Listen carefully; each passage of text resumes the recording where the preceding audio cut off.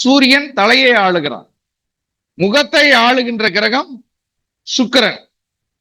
கழுத்து, ஷோல்டர், கைகள், கரங்களை ஆளுகின்ற கிரகம் புதன். மார்பை ஆளுகின்ற கிரகம் சந்திரன். இதயத்தை ஆளுகின்ற கிரகம் சூரியன். இறப்பை அப்படின்ற ஒரு பை இருக்கிறது அல்லவா, அந்த ஸ்தானம் சந்திரனுடையது. இறப்பையில் இருக்கின்ற அந்த ஹைட்ரோகுளோரிக் ஆசிட், பசி உணர்வை தூண்டுகின்ற அந்த அமிலம் சூரியனுடையது.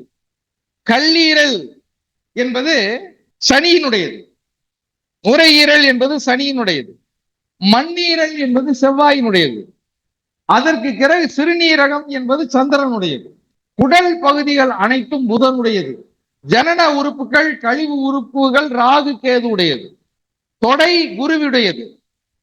உடம்புல இருக்கக்கூடிய ஜாயிண்ட், மூட்டு, கை மூட்டு, கால் மூட்டு, எல்லா மூட்டு பகுதிகளும் சனியினுடையது. பாதம் சனியினுடையது.